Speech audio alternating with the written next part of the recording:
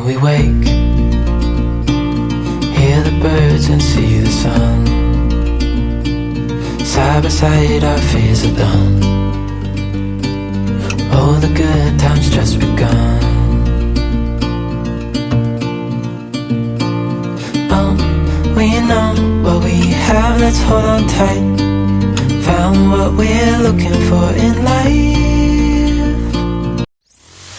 Ladies and gentlemen, you are listening to Life Well Lived by Omobola Stephen. It's an engaging and enlightening talk show on life, relationships, and the business of life. Grab a cup of juice and just chill. Life Well Lived by Omobola Stephen. Live life. Live fully.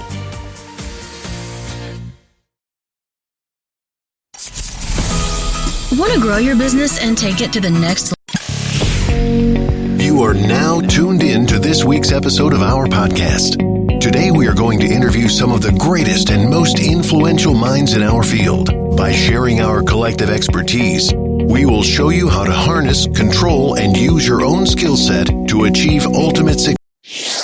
Thanks for tuning into our podcast. We love having you here, and it's our mission to bring you all the latest and greatest tips, skills, and know-how to make you the best that you can be. We know that you have it in you, and we're going to show you how. Now, let's get started.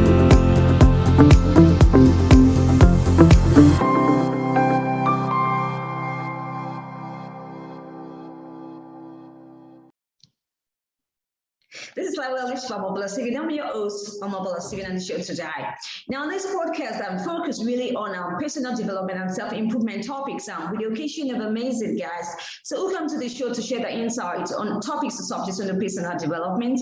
Now, this has been a worldwide career for me today, and also worthwhile having these guests, share profound insight on subjects and topics on the personal development and self-improvement. Today's show, I have Nicole Odom-Hardnett, who is a social entrepreneur and has been a blended mom or blended bonus family mom since 2013. Hi, Nicole. Welcome.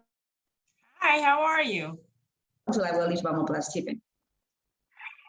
Thank you for having me. It's a pleasure to be here. All right. Now, Nicole, thank you once again for coming to the show today. Right now, Nicole, being a blended bonus family, because that's what we want to be talking about today, right? It's really an interesting topic for discussion. Now, I'm looking forward to your both your experience as the mom and also your professional insight on this topic of discussion. Now, being a blended bonus family mom takes a lot of work. Can you tell me how you find yourself here?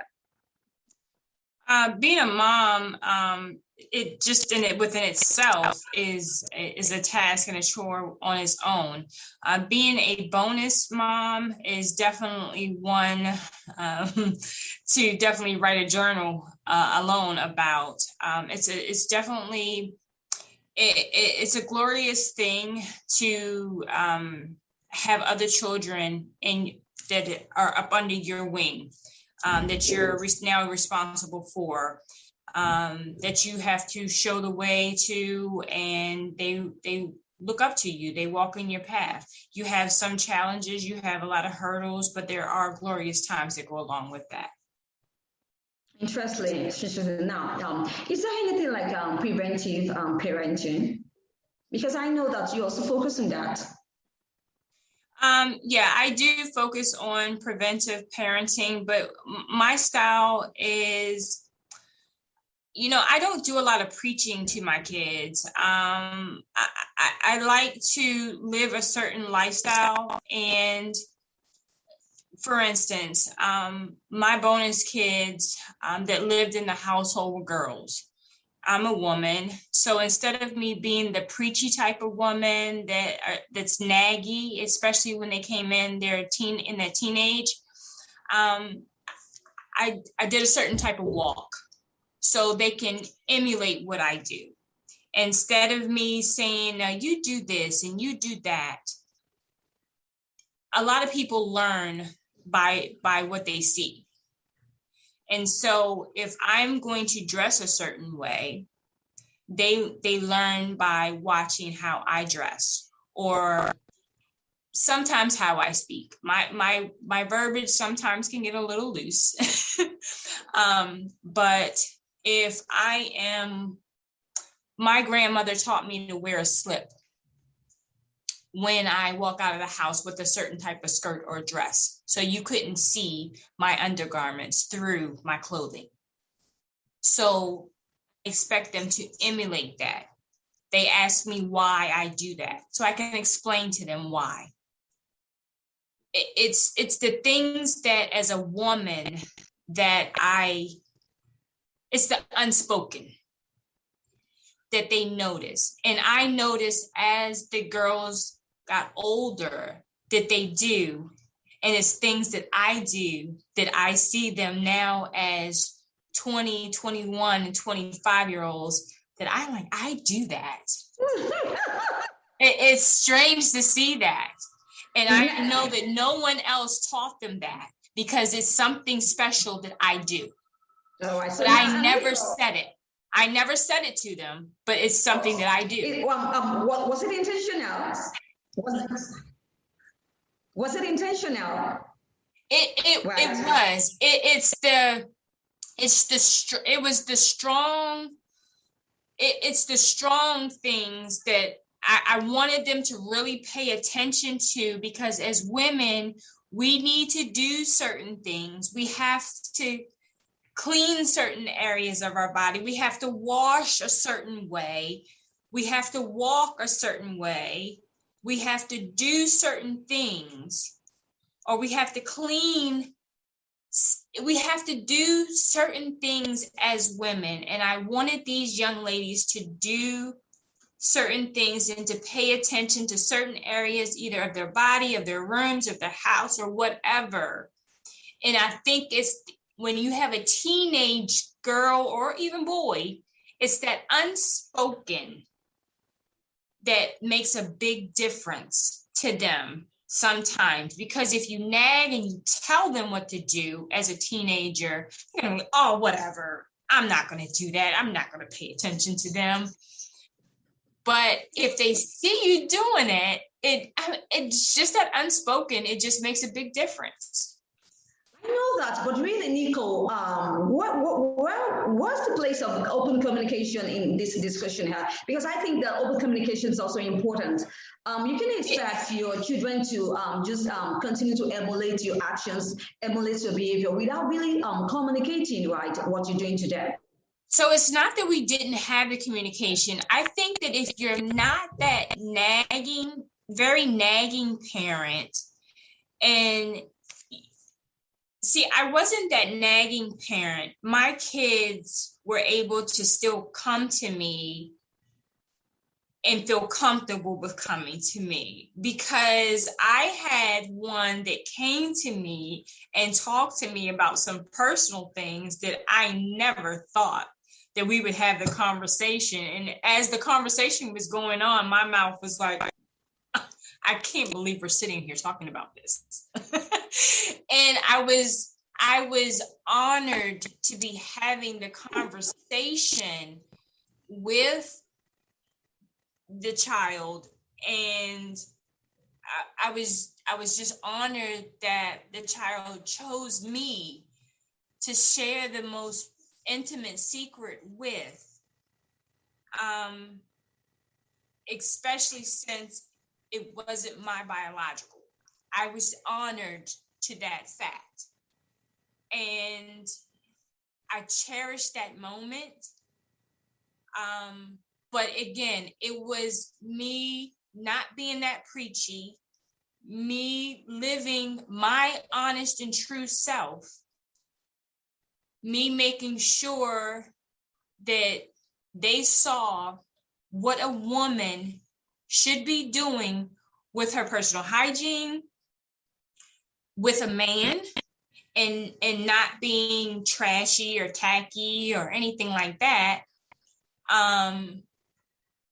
but being respectful to them, but being there when they needed me. And knowing and knowing that they could come to me at any given time for any reason. Now, Nicole, blended family is hard, right? So how can we understand the dynamics?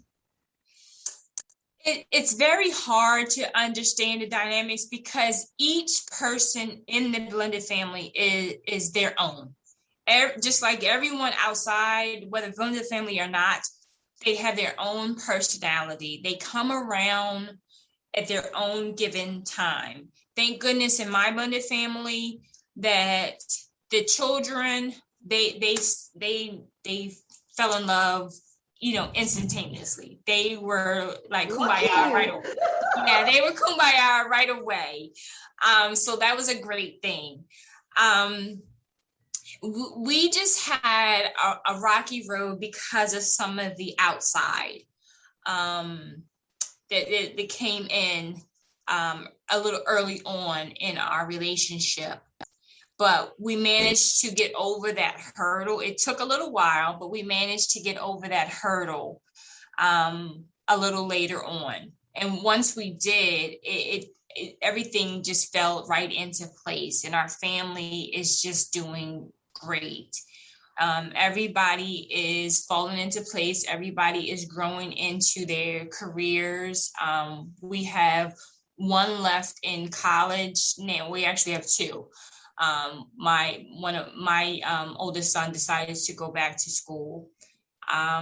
So everybody is just doing well. We communicate with each other. Like we have one that's kind of left in school since my youngest son is still in college, that is technically still at home because of breaks.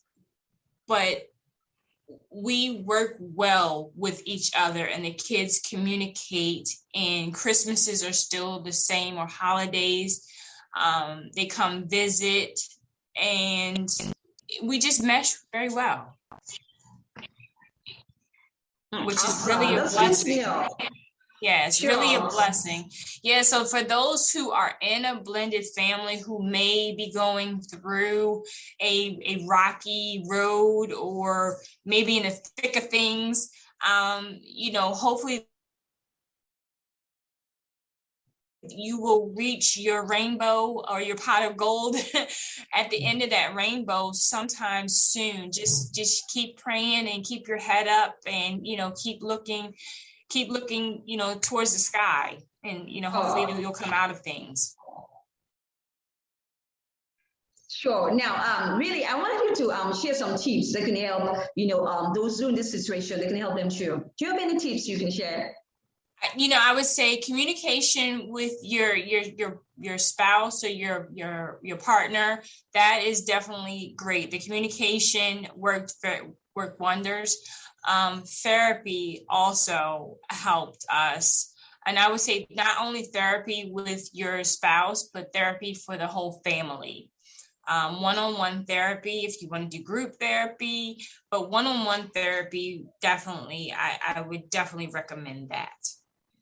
Because especially when you have teens, because teens are going through it. If there's a separation, when everyone comes together, if you do have problems within the family with people not getting along, that could be an issue. If you have kids that are, teens, they have problems in school, that's a whole issue within itself, regardless if you have a blended family or not. But therapy, I highly recommend that. I can't stress that enough. Sure. Now, in a blended family, right, who comes first? In the blended family life, I'm going to say that in mine, the couple, my husband and I, we work together as a team. That's the reason why we got married, because we were a team and there was no separation between us. And even though in the beginning, the kids tried to kind of pick us apart, through their own selfish means. No, that's just normal. Exactly, because they're kids. But it didn't work. We were a united front, and once they realized that was the end of that. It didn't work. But that goes to that communication. That's why your communication has to be on point. It has to be stellar. Awesome. Now, Nicole, let's talk about